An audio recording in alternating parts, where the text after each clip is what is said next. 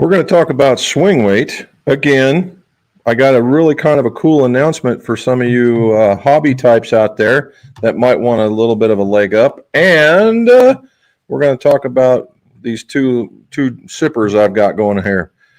And we're going to talk about that next.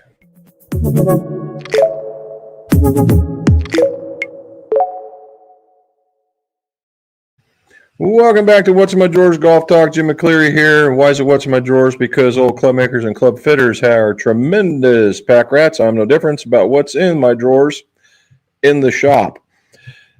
And this is where we're going to be talking about golf club repairs, reviews, and fittings. Also, your scores can go low. I'm remembering at this time for a change, if you would, hit that like and subscribe across the bottom, and that way more of this information gets out to the YouTube universe.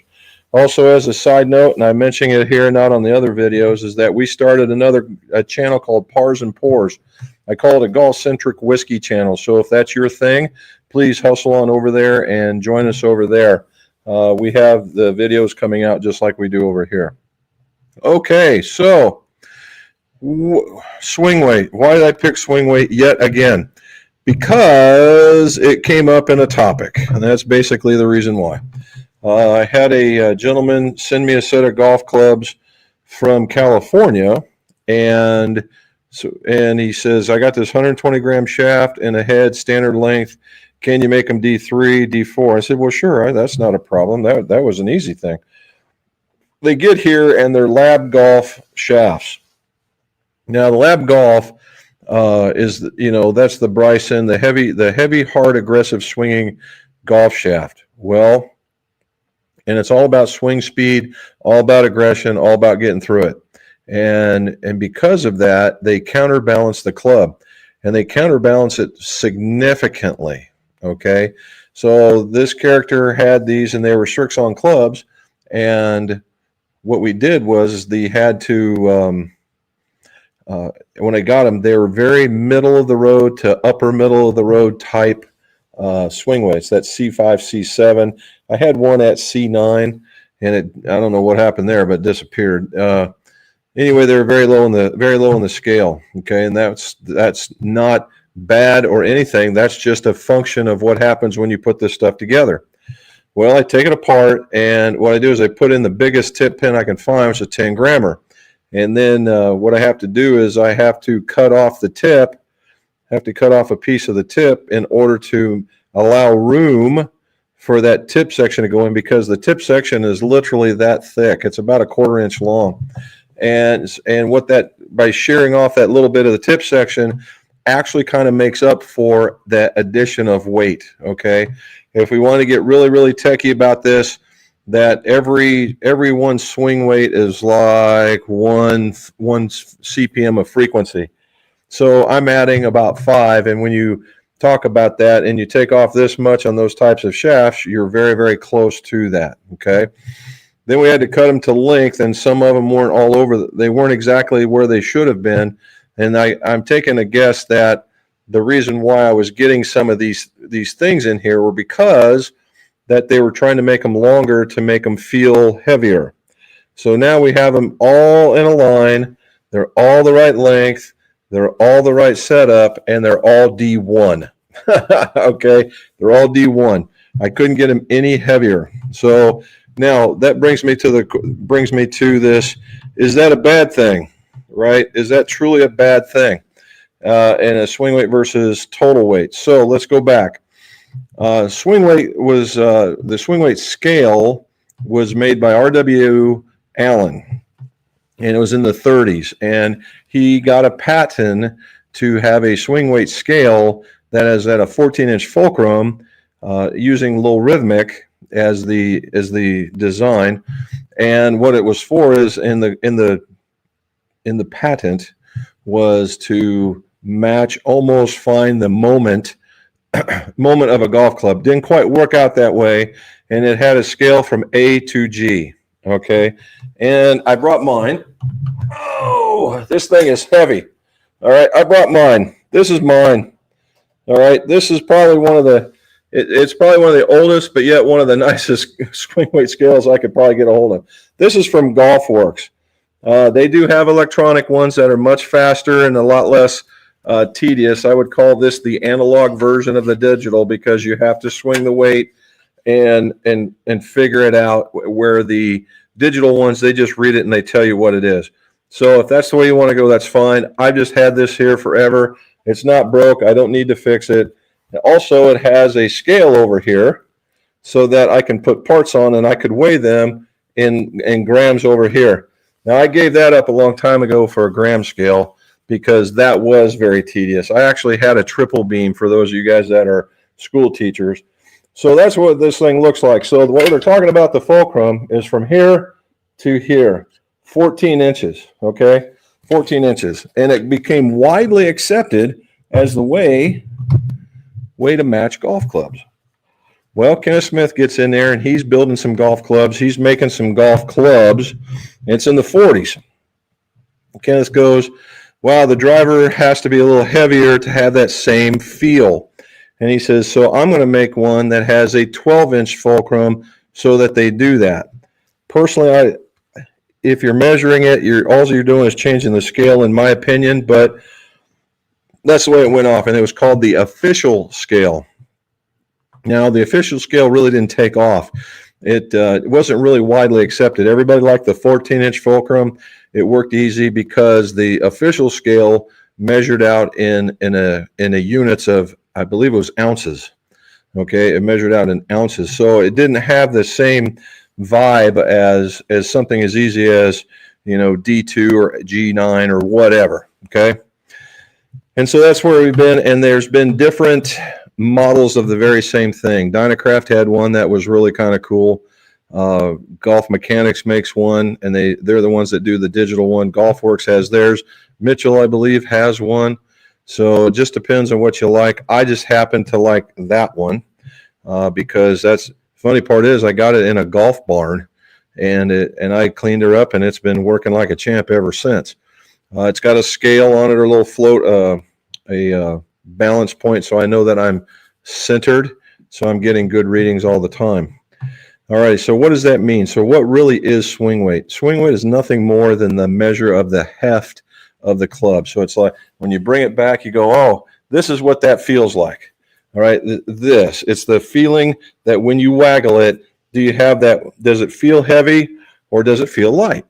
Okay, now, we'll go with this one. And so when we talk swing weight, we got to talk MOI, moment of inertia. That was kind of the idea of this thing, was to try and do that. However, it didn't quite come out the way they thought, and there have been chances of where you do MOI matching, but you can MOI match in several different ways, and I think that was kind of the way that it never really took off. Right, and I tend to do it in shorter clubs just because of that, right? So when you talk about MOI, there's really two variables. It's weight and length, all right? Weight and length. Length is by a square, weight is by itself. So a small change in length can get you an MOI matching. So you could have all these different lengths and have these different swing weights, and they would all feel different, but they have the same MOI.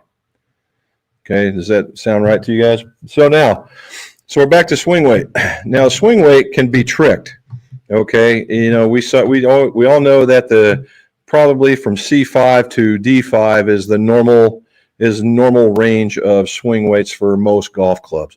Yeah, there'll be some in the Bs, but those are very, very light, very, very short, maybe kids clubs, and there'll be some that for the taller folks like basketball players, they'll be in the high Ds and even into the E area.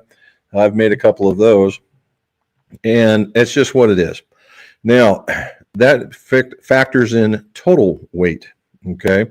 That factors in total weight. Now, everybody's like, swing weight is the second and coming and going. Well, it's not, you know, because total weight plays a huge factor in this as well, because I can give you a club that has a pretty decent swing weight, and it comes out, and I've done this. We've had people sending in here, I need a D4 swing weight, and they give me a 40-gram shaft.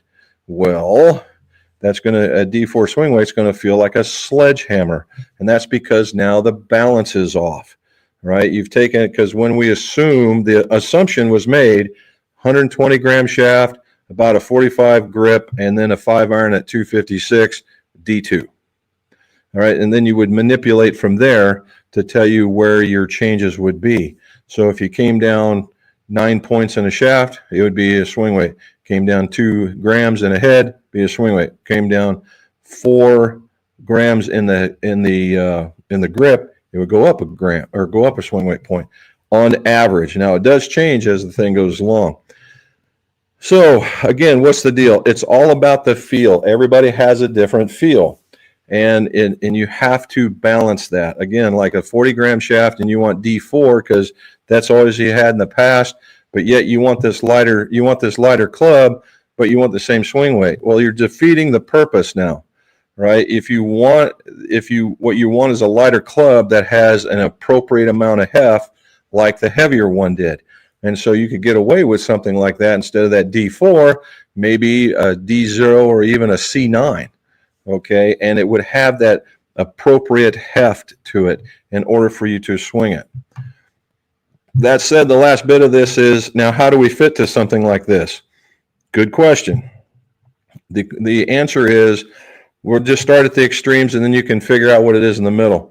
If you have somebody that is a very fluid swinger, syrupy, very smooth, very low torque on the club, and regardless of swing speed, they're just got this really nice fluid motion going on, chances are they would like a lighter club.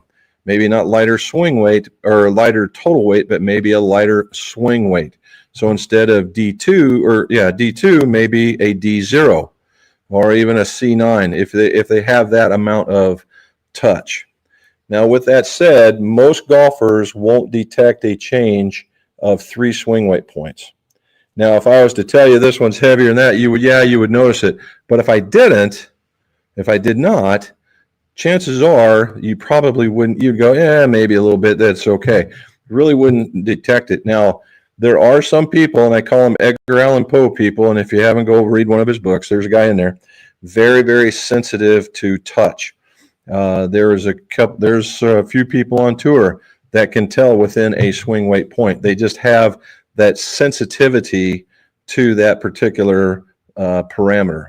And yes, there are some out there. Again, golf, as soon as we say something is, that's the way it's going to be, somebody's going to come out of the woodwork and go, yeah, that doesn't work for me. But to the masses, 3 swing weight points. Okay. All right. So now we go to the other side. You go to the other side, and we're talking about somebody that's very strong or very aggressive. In fact, you don't necessarily even have to be very strong.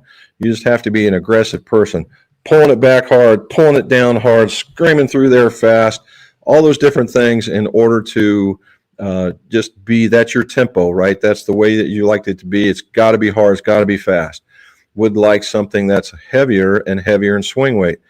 And here's in Jim's theory and my theory that the guy that's smoother, the ones back here, wants to feel it here, right? One that's aggressive wants to feel it out here so they can track the club during their swing, okay? Therein lies the swing weight. Now, 99 times out of 100, again, I said that in the last video a lot, you can get really, really close and you know, some people test to swing weight. I normally do not, because during our fitting process, we find out what works, and then I can adjust a little bit. You know, I might add a weight or here, it particularly based on the style of grip that they pick. I don't like adding weight just for the sake of adding weight for swing weight, but I will for feel. Okay, so there's that one. I would show you a bunch of pictures, and the reason why, if you guys haven't seen it, I did put out a video, and it was talking about why clubs come apart. We did a gob of re-gluing. I didn't think it was picture worthy because it was pulling them apart, cleaning them up, pushing them back together, sending them out the door. So I didn't think that was worthy of that. But what we talked here, I did do a set of the Srixons with the LA Golf, and those are on their way back. So we've got that. Now we do have we've got a couple of Mizuno Hot Metal Pros that we've got to build when the sets come in, and I will tell about some. Ooh, what's all that? I will tell about some fitting We fit a 13-year-old golfer, and she was very much a well into golf. Unfortunately, she's only been golfing a couple of years, totally ate up with it, and is just now, starting to see the serious side of it. She's 13 going on 14, and she's an eighth grader, and she's going to be playing for the high school team. You think, man, that's an accomplishment, and I would say it is. In Kentucky, if you're good enough or your team isn't needs a person, they can reach down into the lower grades and bring them up, and that's what's happening here. But what we did is I worked with her for about 4 hours, and in order to get her she had a couple of hitches in her swing, and we worked on the hitch first before we got into the golf clubs. And then when we did, she was hitting these Cobra junior kid set, and she swung hard. She For a 13-year-old, she's big as any 15-year-old, maybe even 16-year-old out there, and swinging hard, which is exactly where I had to get her going. She was being very timid with the golf club, and we got her swinging like she wanted to just get some. And when she did, she hit it extraordinarily well. And when she didn't, it went off to the right or to the left. And so we kind of got that through to her. And then once we did, we literally saw 20 and 25-yard gains in order to make that, because the quality of the hit went up, the speed went up, maybe a couple of miles per hour, but the quality of hit just went skyrocketing, and the direction was just crazy good. So we're really, really happy with that one. All right, we had others, but we're going to stay with that one. Okay, last bit of an announcement. So for any of you guys interested, we got notice from Mizuno that they're retiring the current drivers. And I'm reaching over here, current drivers. So it's the ST, the ST Max, or the ST Max, the STX. I don't know if this is a Z or not. Yeah, and an STZ. Okay. These are still new in the plastic. All right, and they have the Max is their high MOI club, very forgiving. It's actually quite the nice. It's got a little bit. See that little piece right there? That's where there's weight up in the front. All these Mizuno heads are spin killers. Okay, and they have a very, very adjustable hosel where they can actually go upright or flatter. And I believe they'll go 1 or 2 degrees either way. This is the X model. And if you look at the X model is, there's a little bit more weight up in here. This is what I would call their neutral model. And again, you see the weight right there. This one happens to be 9.5 there. I'm sure we got various loft, but you can always tune them up or tune them down. Has the carbon crown like they all do, the carbon crown. Very well made club, like I said, a spin killer. And then they have the Z. Here, this is the neutral one. The Z is the neutral one. This one is a slightly fade bias. That's what this one is. You can't tell, but it's slightly fade bias. There's a hint, just a hint of extra weight into the heel. Now, I do have 1 or 2 lefties. I got a handful of righties. And here's the deal. You can get them for what I bought them for, plus the shipping. They come with a head and a head cover. If you're interested in it, give Mrs. McGolf a holler, email, talk to her on this thing, and she can hook you right up. And then you can, experiment, put your own shaft. They do not need a ferrule, so that's one less thing to worry about. And you can put in your exotic shaft and have yourself one heck of a golf club. Now, if you want us to put it together, we'll start with that head weight, and we'll that head price, and we'll work our way up. So you can get a new new OEM head, still in the plastic, ready to go, and you can try and tinker to your heart's content. Okay, so there's all that. Whew, we got all that taken care of. Now, I don't know about you, but it has been atrociously hot. It went from nice 70 degrees to 95 degrees and just awful. And now we've had rain today. We've had rain in the morning, rain in the afternoon. And so now it's down into the mid 80s, I would say. but the humidity is about 9,000%. So it's like wearing a wool coat when you go outside.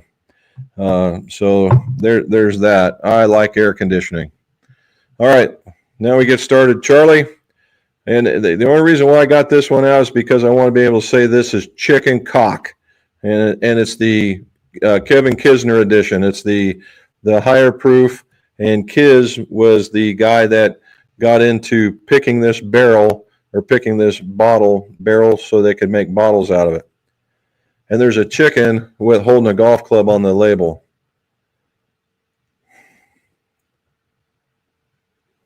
Cherry and brown sugars. It is a higher proofer.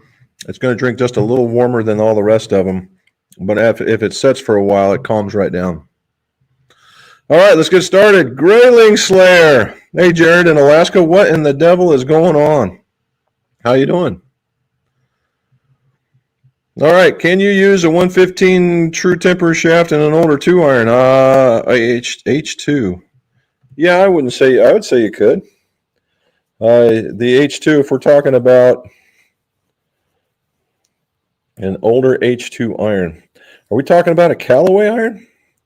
But in most cases, it depends until you get into something that runs into, let's say like 70s. If you stay in the 80s and go up, then the answer is yes, you should be able to.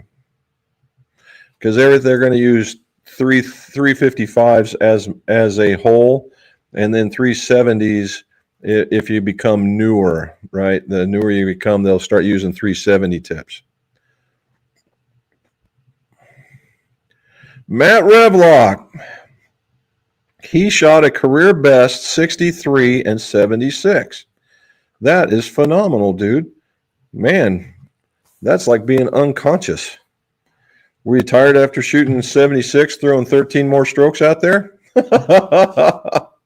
Pretty damn good. Nice.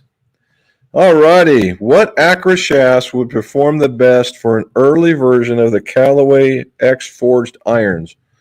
Happy 4th of July. All right, so the Callaway X Forged, back in that era, they were probably doing something along the lines of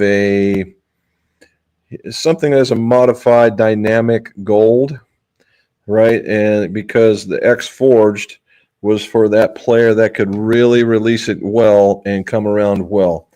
There's the only there now, as far as from an Acra, they have VRTX, which is a Project X platform, right? And they come in several weighted categories.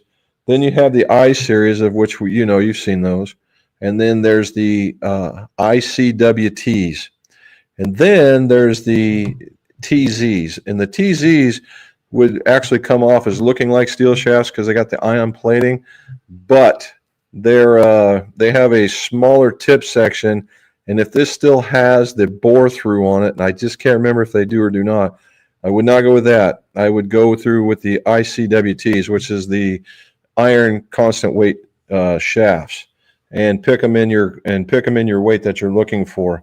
I think the CWTs in the I series would be the way to go. And if you're really wanting to go to the fourth dimension with that kind of stuff, we can get them custom colored up so you can any kind of print you want. Okay. Oh, and happy 4th of July. And that's to everybody out there. Happy 4th of July, right? This is what, 250 for everybody. So we see the Army's 250, Navy's 250, all that stuff out there. So congrats to everybody. All righty, Grayling Slayer, what swing weight should I look for? I don't know the head weight at the moment. My friend wants a steel shaft instead of a graphite. He thinks the head is too floppy or jiggly. Okay. That must mean he's one aggressive kind of player, bud. And the swing weight, depending on what you go with so typically in the other one, what'd you say, an H2 iron? Yeah, so if you're in an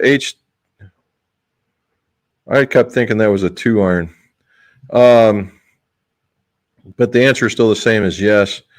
So chances are what's going on, Grayling, is in the H2, I know what that is now. what you got was a soft tip shaft. Okay, and it very well may look like that. Okay, I wouldn't go too crazy on the weight, but you could use 115. But no, it's going to be extraordinarily heavy in comparison. Just like we were talking here, in those H2s and graphites were probably, I'm going to say 70, maybe 60 gram shafts. So you're going to double the weight. So you can expect to be in that at standard length, right at that D4, D5 number, depending on the grip, right? If it's a standard grip. So don't go so stiff just because he thinks it's jiggly. It's probably more the profile of the shaft than anything else. You could get a much more stiffer profile in graphite, but if he's got his head steel, then I would give him a good 105 steel. But if you got the 115 laying around, throw it in there. All right. And there's Grayling saying, hey, happy 4th of July at 250 years. That's awesome. I saw the 200th anniversary. I never really thought I'd make it to this one. And there's saying hello. This is hey, Jared, funny thing that my 76 was way more impressive because of the level of the course played. Well, hey, they don't care. It's the number on the track, right? It's the number on the scorecard. I wish I could break 45 on a 9-hole that I play. There you go. Keep working on chipping and putting. Scores will come down. He's not lying, right? We've said it several times before, and I was telling that 13-year-old, you're getting to the point where course management's going to become a thing, and inside 150 yards, more than half of golf is played. You can get good at that. You can win more than you lose.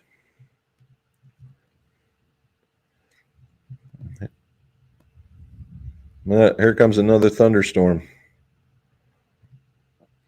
Charlie's in here. We missed you last week, buddy. Outstanding rounds, no doubt. Yep, Matt's got some advice. Chip 4 balls to 1 hole and then putt them. Change locations and types of shots, but keep going to the same hole. Hey, what do they call that? They call that using your imagination. Very well done. Look at here, Charlie, 43-37. That's like Bob. I'll keep up with Bob on the front half. On the back half, he just absolutely destroys me. All right, good round, man. That's in this right at 80. Nicely done. Charles, thank you.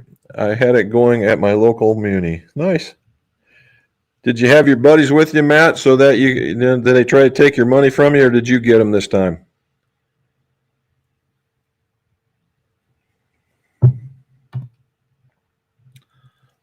Let's go swing late. I love talking about this. Yeah, we could go for a while. I have thought about just going into the shop and just sitting there talking about it, but I'd already set up in here. There's Jesse. What's going on, sir? And there's Robin talking there. Robin talking there. Matt, you had to be golfing out of your mind with around the 60s. Talk about being in the zone. That is absolutely correct. Just going up there and hitting balls. And I will say this, although, he doesn't know anything about me, but I was watching, if you guys watch Peter Finch, I always liked watching his struggles on trying to qualify for the Open. And he always gets up to the regionals and somehow something happens where he collapses, whether it's an injury, a psychological thing, or whatever. And he went to this regional one, and he absolutely won it. He came in there, he tied with another amateur, and they were 1 under. And the winds they were playing in were ridiculous, absolutely ridiculous. Oh. He had several birdies, had several bogeys, and actually had an eagle, and that's what really saved him. So congrats to Peter Finch for making the regionals. Now he's got 2 more. He's got 2 more rounds of 18. They're going to be back-to-back, and he's going to be playing against the big boys who want to come back and play. So that ought to be interesting. He's going to have to get his mojo going. That 1 under is not going to get it. All righty. Says, hi, Rob. Basketball is finally over on Monday, so I can participate. Very cool. That's nice to hear. How about soccer? This seems to be like soccer weather. Hey, Charlie saying hello. Charlie, we missed you and Matt last week. Matter of fact, Charlie, just for your own information, the next video I'm putting out on Pars and Pours is about a Navy veteran whiskey company. So that is really kind of cool. All right, John Cherry, he's there. What do you say from Myrtle Beach? Is it raining up down there like it is up here? It is absolutely killing me. I go and spread all that, we got grass growing up in the rocks and got all that stuff. And so I've gotten that spray stuff and I get it on in the middle of the heat and it sit there for a couple hours and then the rain comes. And I'm like, man, did I do any good? Well, next day the grass is dead. So I've done something. So I've done it 3 days in a row to try and I've killed almost everything.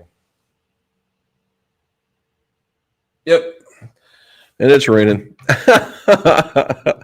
And I'm glad I'm inside. All righty. So hello.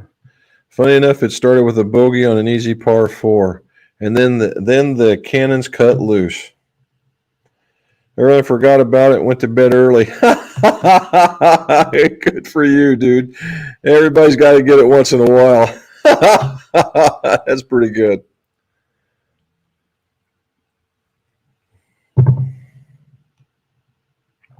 Oh, I got a Matt. If you ever, I'm going to save you some. I got. I tell you what, I might do this here later. I got some Callaway. Emilio's not on here. He liked them.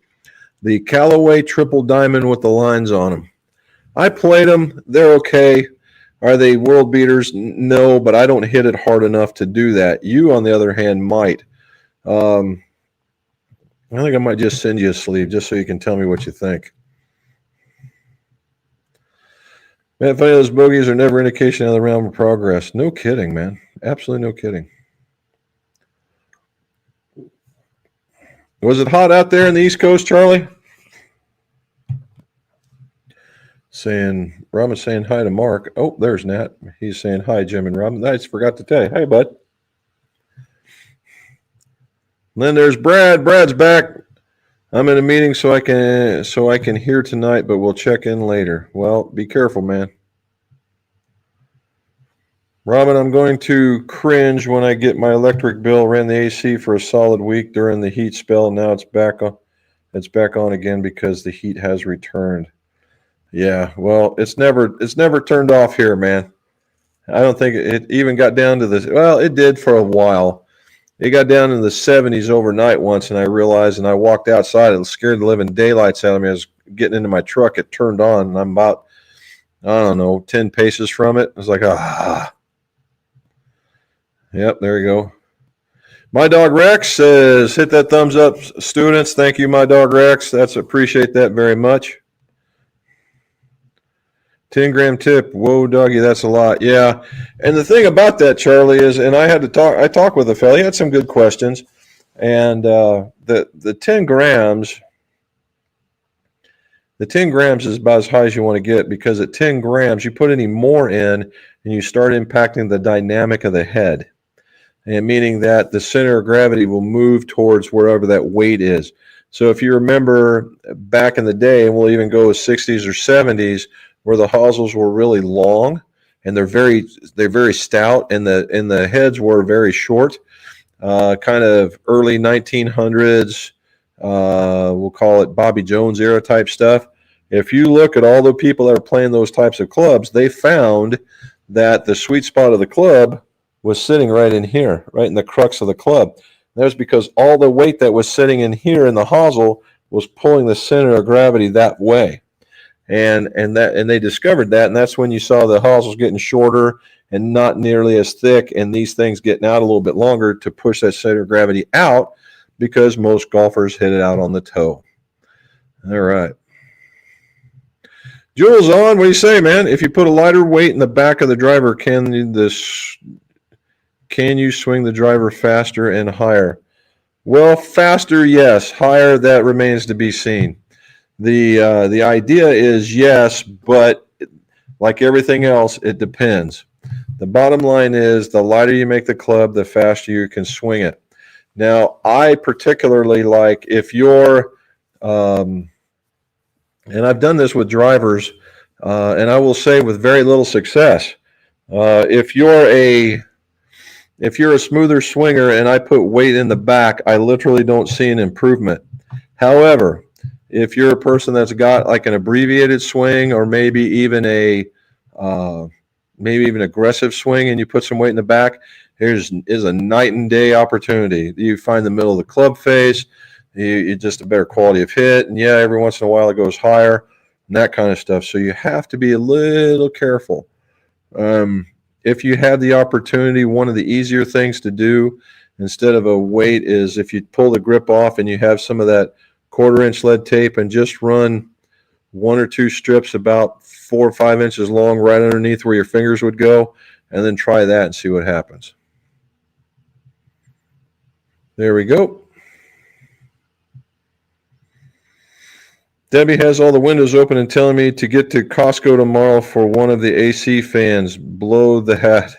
It costs money, and I'm in Yorkshire.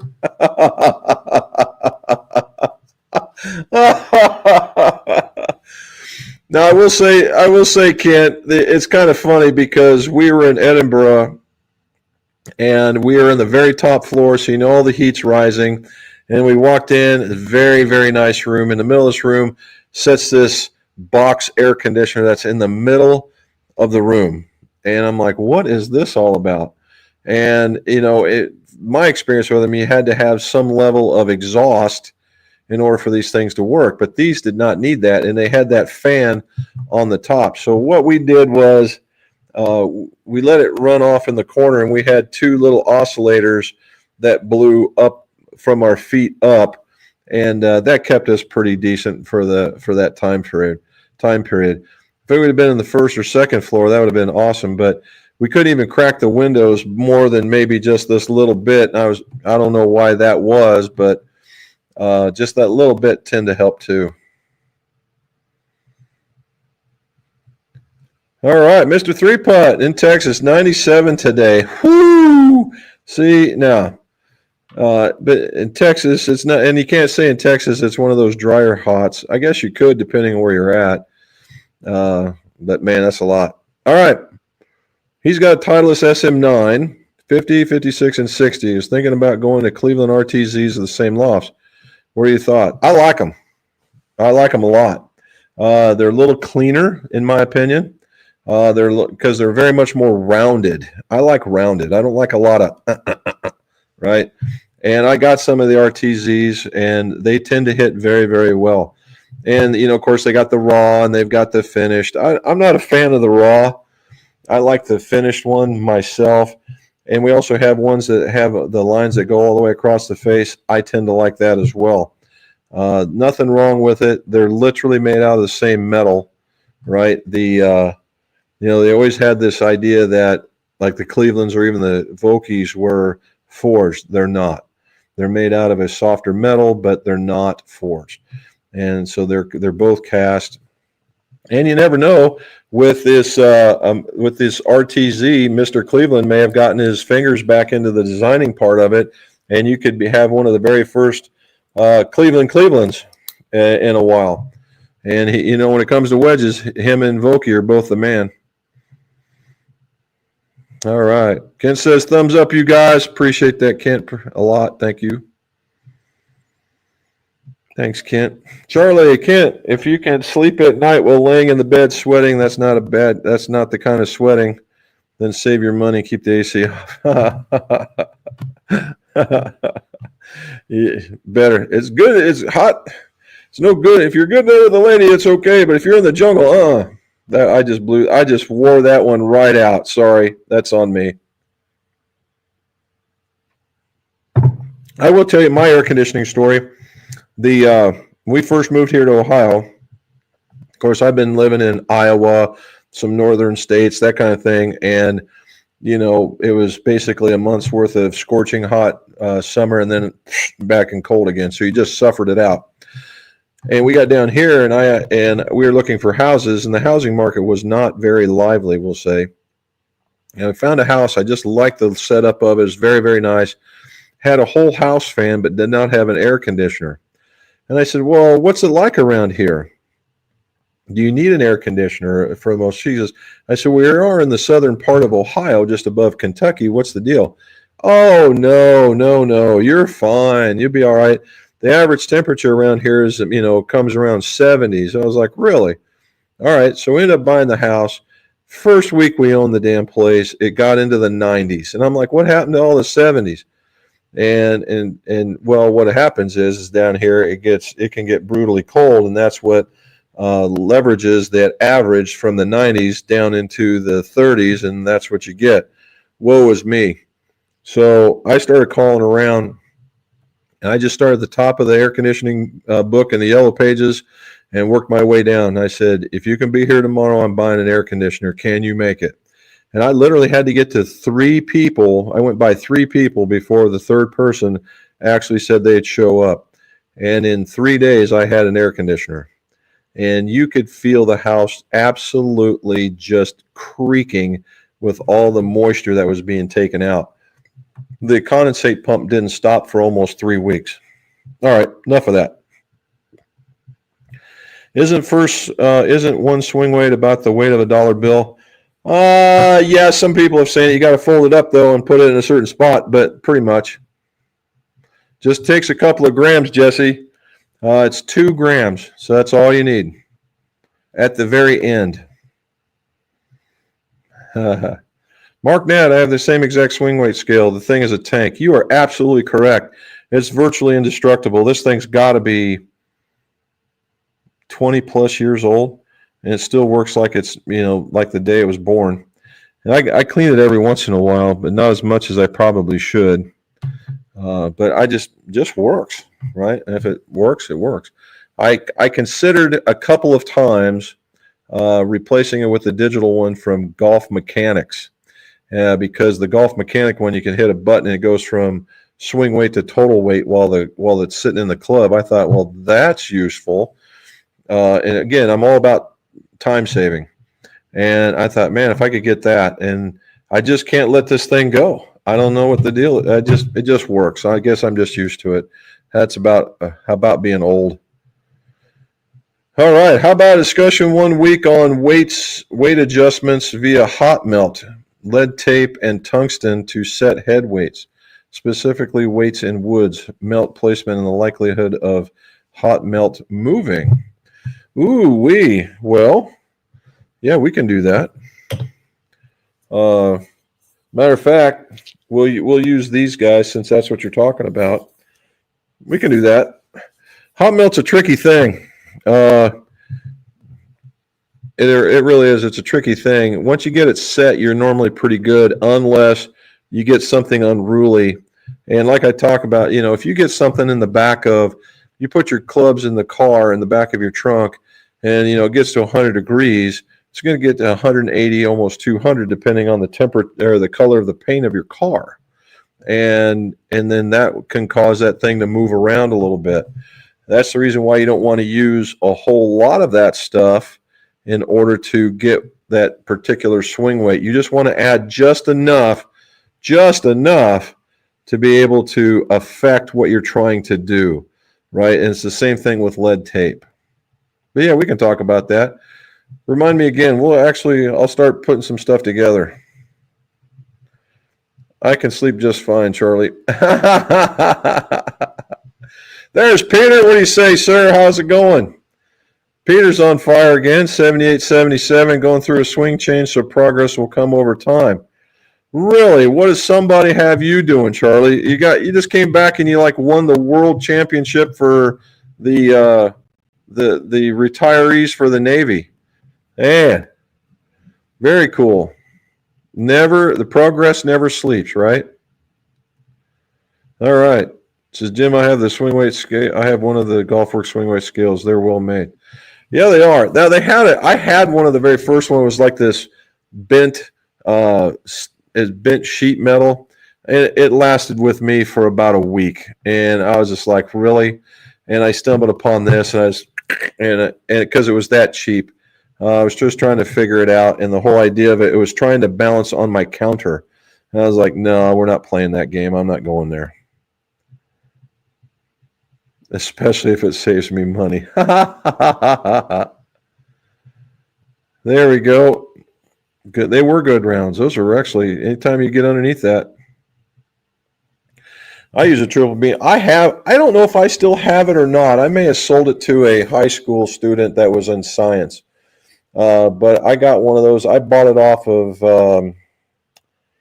eBay. As a matter of fact, I bought it off of eBay. The thing was great. I used them in high school back in the day, so it tells you how old that is. But it worked fine. It just took a while. And where the digital one is, again, a time saver. That one I bought for, matter of fact, it was cheaper too. The digital one I got was easily $30 cheaper than the triple beam. Now, the triple beam does, honestly, probably does a little, well, the triple beam, you could probably tweak it if you got really good at it. You could get within tenth or hundredths of grams, where this one was only tenths of grams, but it did other things like different ounces and pounds and that kind of stuff.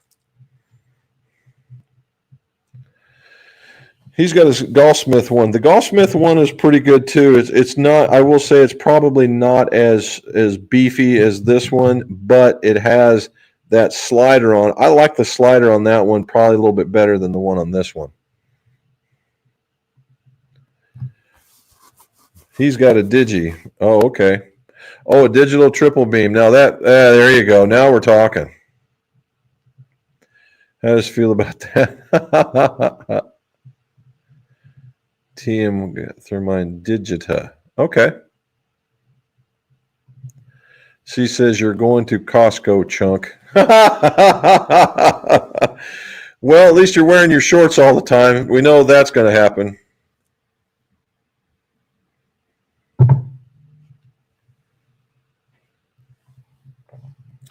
Yeah, I'm kind of waiting on Krister. We've been, he's due a report to us about that last, because he went to the Orcas, and I was waiting to see how they worked out. I tend to like the Orcas. They're very consistent. And he says, my digital swing weight. Oh, okay. Died years ago. Yep. Looks like I know what I'm doing tomorrow. Yep. Costco. I didn't know they had. What's the other large retail chain that's out there? I remember going by it. It was very big, but it wasn't a Costco. And there's the rain. Can you see it behind me? It's blowing my screen. Robin saying hi, Peter. Of course she said that. Okay, there are a few more explicatives in there, but that's just the gist of it. Well, hopefully you can get in there. You've seen the you get on, I guess it'd be on Facebook, and they got this teeny weeny box, and it cools down a room 30 degrees almost instantly. It's one heck of a fake commercial, but man, oh man, it makes you want to look at it.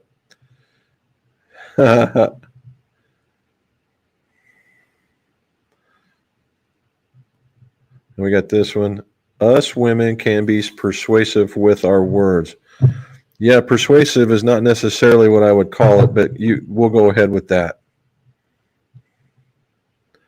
Will a heavier head require a heavier shaft to get the balance point correct, or would a counterbalance shaft be appropriate? It just depends on what you're looking for, Charlie. We got to assume a few things: standard length and the same grip, right? You don't have to go like massively heavy. If you went, let's just say you went from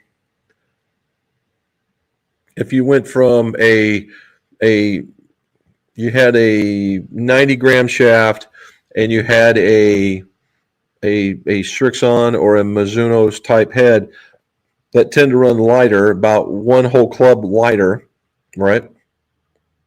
And you put it on there, and you got your, C8, C9, or whatever, and you wanted to put in something a little heavier. So now you go to the Wilson, who is traditional, and it's the 256, and you put in you went from 70, 80, 90 to 105. Chances are the balance would feel pretty good, but the swing weight will be higher.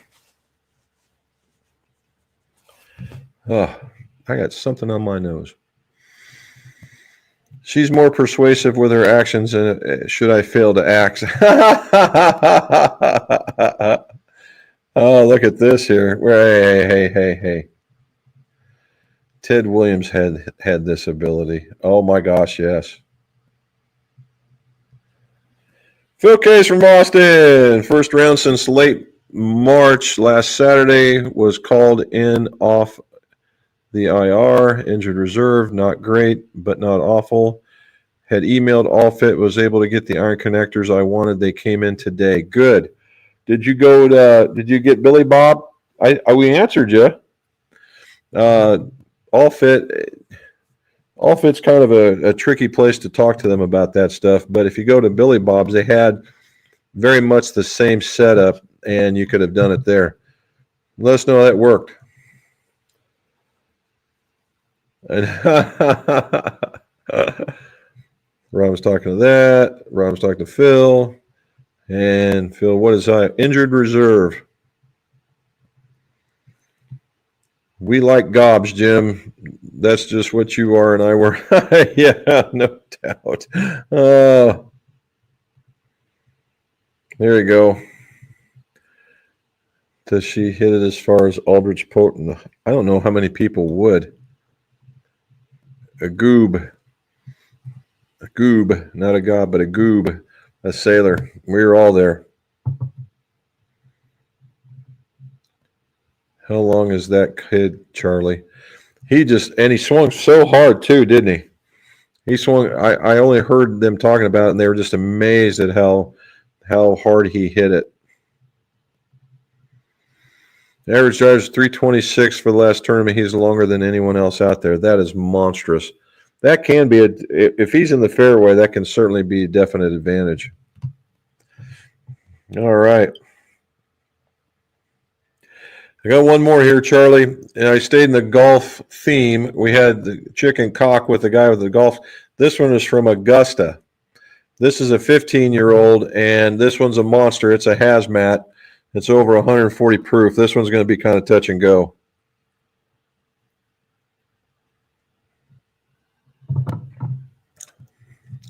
Not as bad as I thought it was going to be. I thought I was going to burn out my mouth. Pretty actually decent. 6 longer than the Irish baby. Yeah. Thanks, Phil.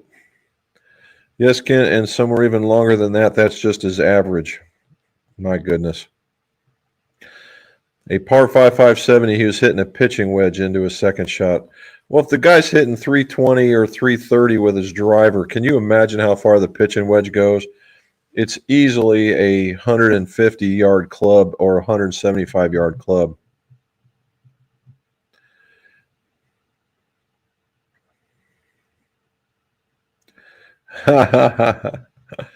You're in that camp, man. There's a lot of folks don't like him. There's our golf addict. What's going on? How does it swish around in the mouth? Well, I didn't give it this first one. I didn't give it a chance. The stuff from Chicken Cock it does pretty good. This one, you can tell it's just high proof. Wow.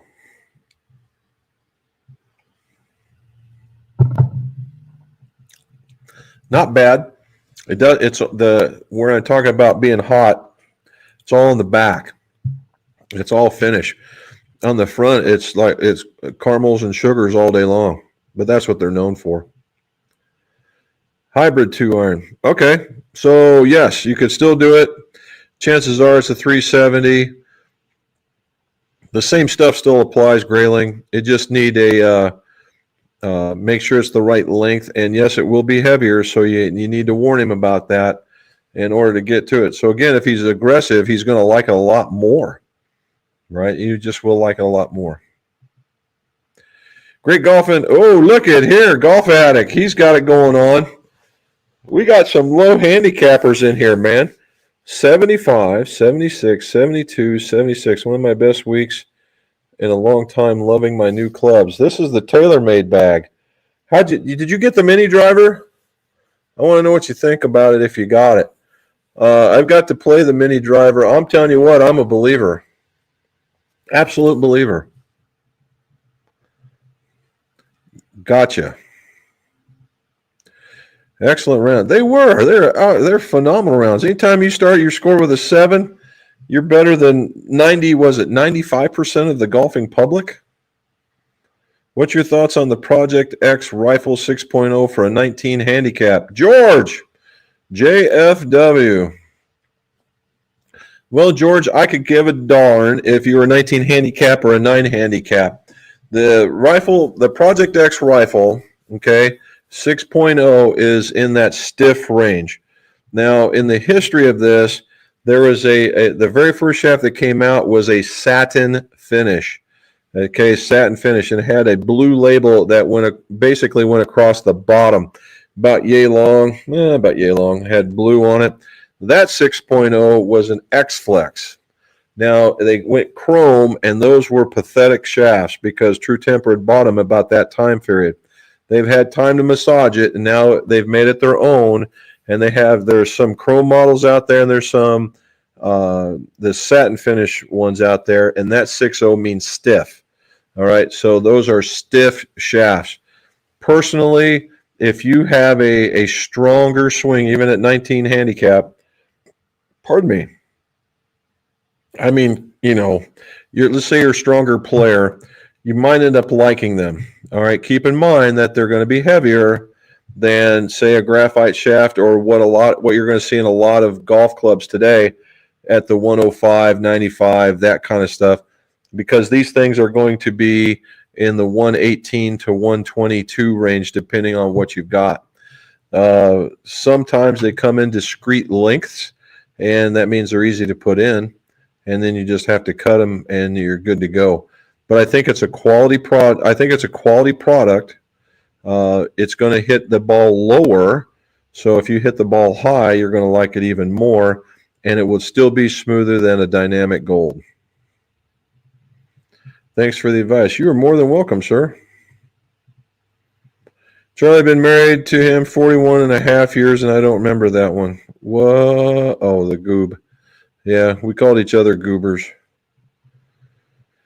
This 60-year-old is hitting my drives 230 to 260 is the average for my age. Not sure. TaylorMade sent a brand new Max at no charge. I sent them pics of my QI10 that was flaking on the face. Well, you traded up on that one, bud, because the 35 is I'm told steps better than the 10. So good for you. I'm starting to see a lot of that. Not necessarily in the TaylorMade per se, but a lot of guys that I push back and forth with on Facebook or even on Instagram, I'm seeing a lot of cracked faces starting to show up, and a lot of them are in those funky faces like TaylorMade had with that red face that was all kind of a carbony kind of thing. They've seen some of those starting to split. Now that's been out a while, so that's not unexpected. I've seen some. What else did I see? In the day, that first Epic Flash was a disaster, but they figured that one out. I haven't seen any broken ones there. Oh, and Cobra. I've seen some from the Cobra era are starting to snapping a little bit. All right, Robin saying hello, and to George JFW, thank you, sir. Gone 11 here and have a meeting at the club in the morning, so I better get off. Keep it straight, guys. Kent, thank you for joining us, sir. I appreciate the participation. Make sure you get up bright and early and get that Costco either before or after that meeting. Have a good one, man. Carmen Reales. We'll go with that one. Carmen just purchased a set of the Wilson launch pads. They are straight and high. Good. But W2 clubs are shorter than my Callaways. The problem is the LP is the feel. Can you recommend a buttery game improvement iron? But with two clubs, but two clubs shorter than your Callaways. Oh, really?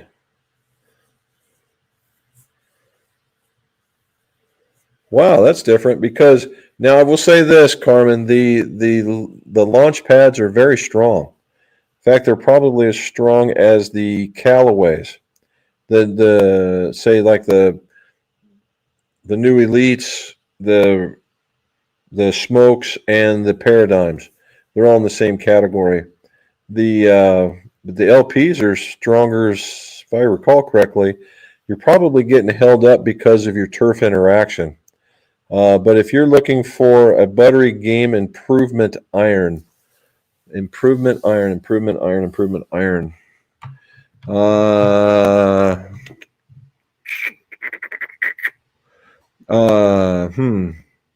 Okay, I'm going to give you a couple. Number one, and necessarily not in any particular order, Strixon ZX4. The ZX4 is a hybrid, or is a hollow body iron. It's strong, it's large, has a hint of offset. Just real easy to get behind and smack the living crap out of it. And now keep in mind what's probably holding you off a little bit is when you go to do this, you want to make sure, even with these, get fit, right? Get that right shaft, the right length, the right lie angle, the right grip size in order for you to just be comfortable and just grip it and rip it, right? That's what we're looking for. In the next one, Mizuno's Hot Metal. The Mizuno Hot Metal has a different type of sole. I tend to like that one a little bit better. It's got, I would potentially say, maybe even a bit of a hotter face on it, but it's smaller. It looks smaller. It may not be, but it looks smaller. Very comfortable at address, and it just sends the ball a ton. In the Wilson, right now they have their version, that Dynapower, which was kind of, the Dynapower took over for the launch pad and the Dynapower club together. It has a very wide sole, is very strong, and it would act better than the launch pads. But would you get two more clubs out of it? That's pretty tough sell. And then last but not least, back to Callaway. The elites are hard to beat. Now they have the Elite X and they have the Elite High launches. The Elite X is more game improvement than the Elite is. It's a little bit bigger club, a little bit bigger cavity, just a hint more offset, and the ball goes forever. And those are the ones I would be looking at. Now, the Elite is going to feel soft. Of all of them, as far as feel goes, the ZX4 is forged. But there will be a tie between feels after that between the Mizuno and the Callaway, with Wilson coming in fourth. All right, Robin saying good night to Kent. Hello to Carmen. Thanks, Robin, says George. There goes Kent to Z's, even if he wakes up in a pool of his own body fluids. Wake up, Kent. Yeah. Jesse, shot a 61. Are you supposed to play more than 9 holes? Well, it depends on what your score wants to be, right? There we go. Golf Addict's laughing at that one. Krister, what's new in the bag this week? I haven't seen him yet, man. He's not been on here just yet. Kind of hoping to find him. Charlie, yes, Jim, it was hot. The hottest day was 105 on the outdoor thermometer. Woo-wee. I mean, it's been a while. I have to work into that. The reason being is a while back I got heat exhaustion, not heat stroke. and it did me wrong. And although I can get out there as long as I'm drinking my fluids and keeping cool or standing in the shade, I'm good. But man, I can't do it all day. We did it at Bardstown. It got stinking hot there at the very end, and I'm here to tell you that pool that they had there at that what do they call that, the Bardstown Inn. Anyway, that pool they had was a lifesaver. Man, oh man, that was awesome. I'm with you, bud. I'm absolutely with you. Robin, where is Krister? I don't see him. I don't know. I was hoping if I threw that out there, he'd show up. I wish there was a way to go ping him. I bet he's probably, let's go with the positive. He's hitting the new orcas so well, he doesn't want to come off of the course. Let's go with that.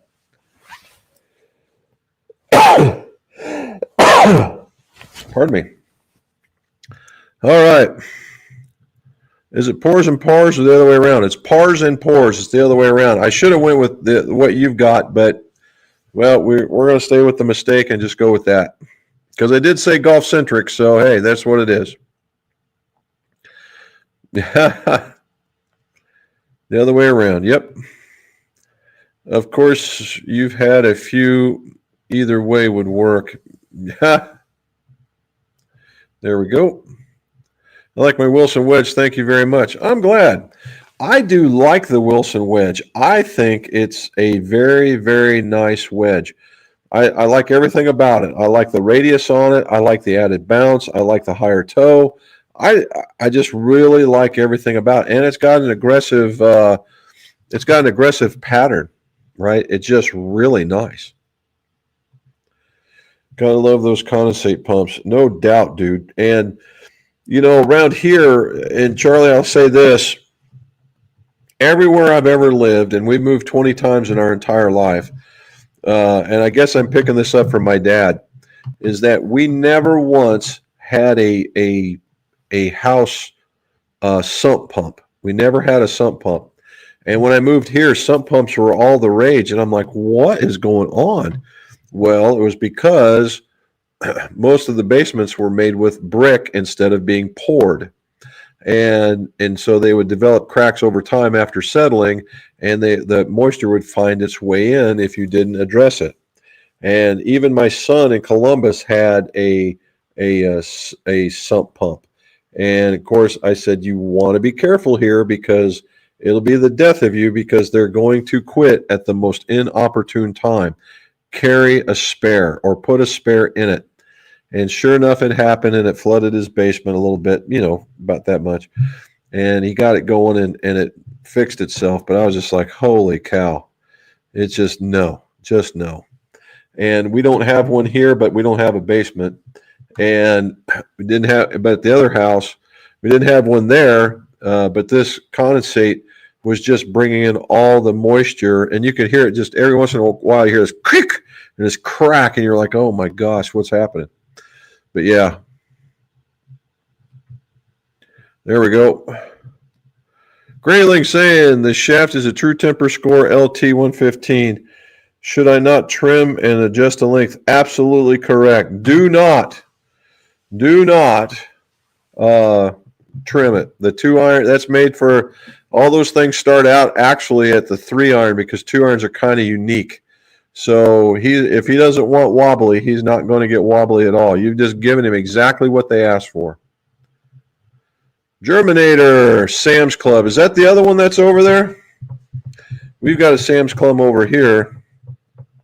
But when we were over there, it was in Scotland. I figured UK is pretty much all the same. It's a UK big store, but I would take Sam's.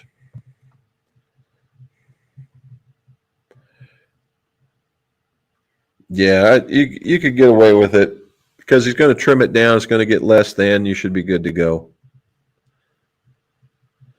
Sam's or BJ. There you go. Jim, I checked Billy Bob's. It seemed to be more involved. Really? When I looked at it, I didn't think it was too bad. Chris Greenslade, what do you say, sir? The hot air rises. Does that mean it's hotter in Yorkshire than South Gloucester or Gloucestershire?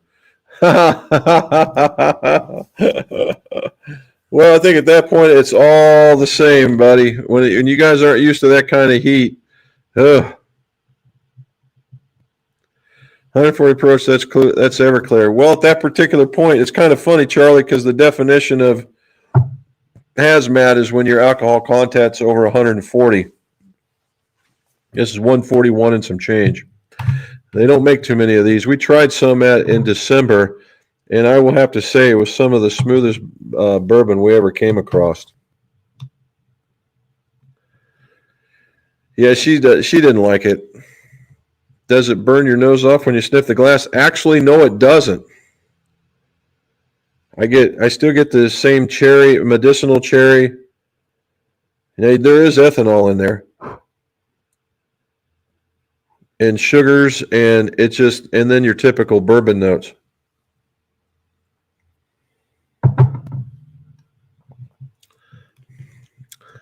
That's why people in Kentucky have no teeth. Would take the enamel off of them. Probably so. Not a lot of them like that. That hazmat, that's a foreign. It goes in swings. Most of the time, what they'll do is they'll just put a lot of water on it and knock it down.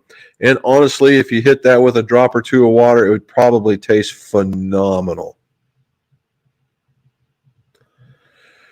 Yeah, I want the new Mini driver. Had the Burner Mini Coupe. Also have the PXG Secret Weapon. Like them a lot, but the R7 Mini is in my bag. Okay, so you like them as well. I do. I think those things are wonderful. There's kind of like the utility club, the utility player at the top end of the bag, like the Gap Wedge is the utility player at the bottom end. Oh yeah. So Precision FM by Brunswick. That's how the rifle shaft got started. It was Precision FM for frequency matching, and then that's how the rifle got started. That's where, in fact, they're out of that same place. Rifle was in a bicycle frame shop from the 1800s, and it was literally a hazmat nightmare. And I don't think they could actually recoup the cost to get out of the building because they were doing nickel plating, and there's a lot of acids and things like that were involved in making that happen. And they were still using that 1800s building to do it. And I don't know if they ever refurbished it or anything like that, but it was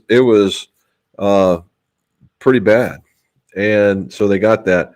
But the Precision FMs were the very, very, very beginning of it. In fact, I still have a Precision FM wheel that would tell you how to make the frequency matching.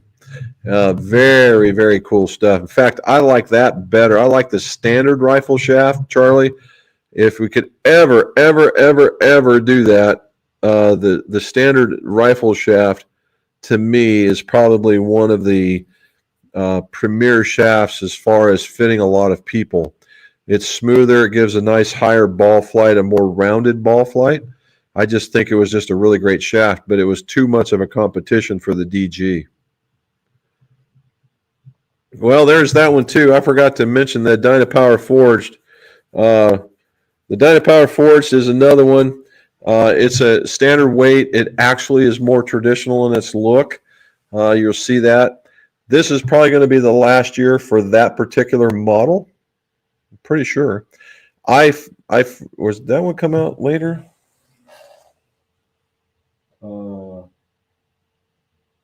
Yeah, the Dynapowers came out this time around. So I fully suspect that we're going to see a new updated version of the Dynaforge, just like we were seeing some of the other stuff.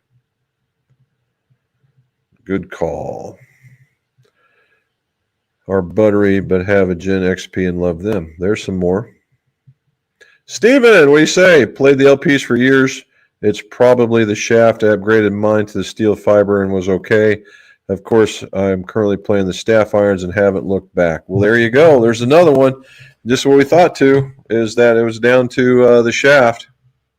Now, I will say the shaft on the LPs was kind of flimsy. The whole idea was to make it as friendly as particularly possible for all the misses. And the miss was this chopping wood kind of movement in order to make all that stuff happen.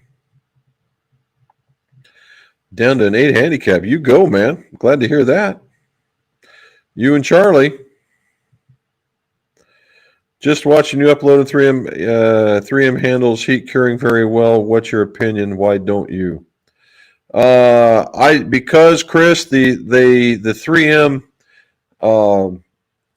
as you saw, I did heat curing with the golf work stuff, and I'm looking at I call it my oven. It's basically a very large locker that I insulated and put a couple of lights in it. I don't do it with the 3M only because the cure time is 10 minutes on the 810 stuff. And in 10 minutes, right, in 10 minutes with the working time being, I'm sorry, not cure time, but working time of 10 minutes, you can basically only work on about 3 or 4 clubs tops if you're really looking at doing that kind of stuff. Is this going to move?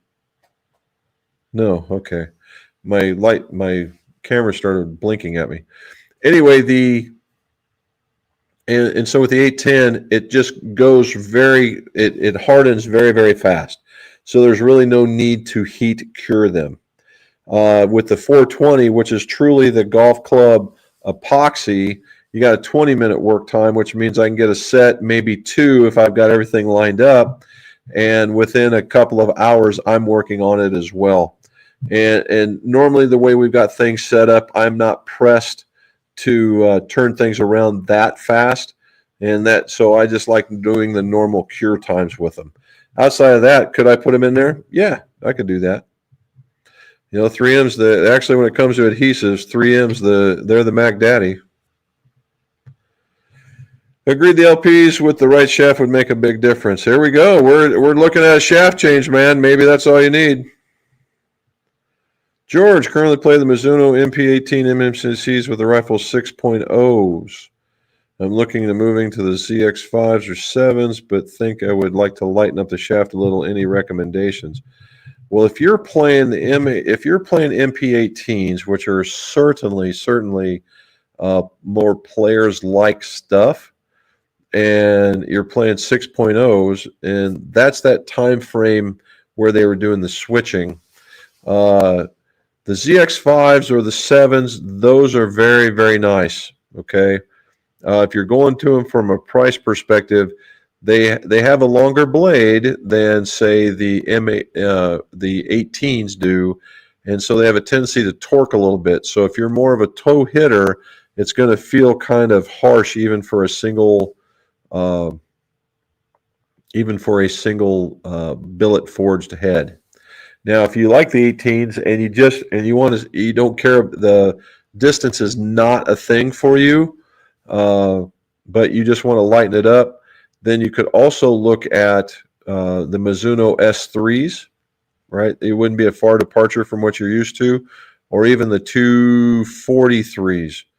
I think they would both be just a hair stronger than the 18s, so you still get a little bit more out of it. Now, in either case, if you like that particular, it just seemed like something moved.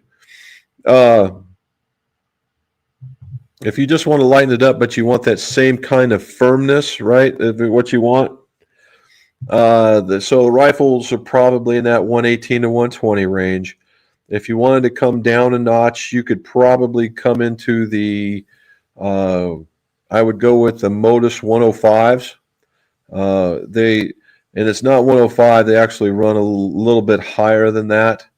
And so you would be just a hair lighter, but it has a much more player's profile that you're used to, and you would go with that one. You probably wouldn't be disappointed with that.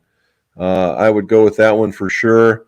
Another one that I'm kind of high on right now is and you can get it in a 115 or a 95. I believe it's a 95. I don't know if there's a 105, but there very well may be. And that is the Dynamic Gold Mid. The Dynamic Gold Mid. If you get in that 105 characteristic, you probably like that. It'll feel very similar. I just like the feel of it. I like the production of that particular shaft as well. Okay, Trent Alexander says he's paying the Mirror KM 700s. Woo-wee, dude. Good set. Nicely done. Yes, Charles, they are, but I have about 12 shafts and they weigh between, 10 Just pick out the lightest one, that's the longest one, and slam it in there and give it to him. You'd be all right. That's quite a range. So 4 grams, if you're talking 15 to 19, that's actually for a True Temper product. And if it's in the S, I didn't see what they were, but if they're like an S 300 at 400, that's actually in the range. Okay. The 200s, the 100s, and the 400s and all that are not about weight. They're not about weight. It's all about weight sorting. All right, the weight sorting. So the S300s that you saw are about a 3 to 5 gram separation between weights. The 100s are much close. I think it's the 100s are much closer, and the 400s are further. If I think I got that right, one way or to another. Okay. And they can get very, very close. I think the X100s are closer and the 400s are further, but don't quote me on that one. It could be the other way around where they're only about 3 grams apart. Now, as we've talked on here, quite a few that, you know, the Modus here have been very, very reliable, and they've only been a gram or 2 from top to bottom. That's what you call quality assurance. Now, it's not to say you might find a set of that. I mean, that's what we used to do in the day, Charlie, is you would buy whole bunches of them, and then you would spend a day weight sorting and get all these sets so that you just had to pull one set out, and you'd have your light set, your heavy set, your medium set, and you could do that and did your own version of weight sorting. Welcome. Yes, thank you. Got to run, folks. Be well and safe. Cheers, Jim and Robin. Bless you all. And you too, bud. Congratulations on all those wonderful scores. Keep up the good work. Oops, Trent. There we go. Thank you, Golf Addict. Here's a new name. Paul Bagnall. Hey, I retired my driver, picked up an Elite Mini, and love it. More solid strikes, no loss of distance, and I hit it better.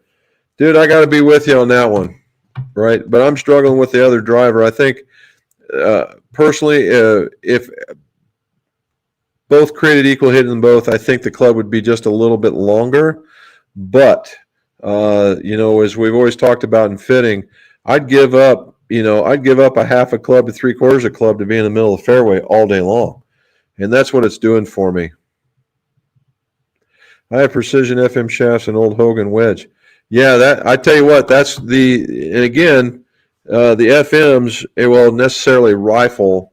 Rifle was the father of the spinner shaft. So if you got it in there, you probably got one of the better ones.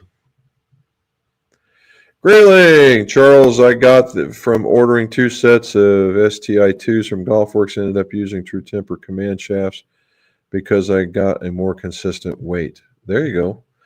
Now be careful on the command shafts, Grayling. That is I would say, an average to lower tier shaft for them, and if you have somebody that you catch a rock or bounces it off their back or whatever, really could have a shot at breaking that club. All right, so it's not that it's bad, it's just not as good as, say, the Dynamic line or the DG line or the Elevate line or something along that lines. It's a good starting shaft, and if you end up liking it, more power to you. I would also look at, if you're looking at that, try the True Temper Light, the TTXLs. The TTXLs are just a generic fits everybody kind of shaft, and they don't cost you an arm and a leg. Yeah, they should feel just a hair soft. There's Lawrence. What do you say, buddy? There's Paula saying hi, Robin. There's Dan. What do you say, buddy? Hope all is well. Pretty busy in Duluth. Unfortunately, we lost a CPA during tax season due to endocarditis. Oh, wow. Never take a day for granted. There you go. Well, good. Well, it's a good thing. You got to worry about it when you're not busy anymore, right? That's always the old saying. G27. Here's another new one. What do you say, bud? Have Strixon ZX57 combo set. Very nice. Putting TGI shafts in them. Anything special I need to do for the job? Thank you. Well, it depends. It depends on the type of shaft. Some of the KBS TGI shafts came in either taper or parallel, and some of them came in both.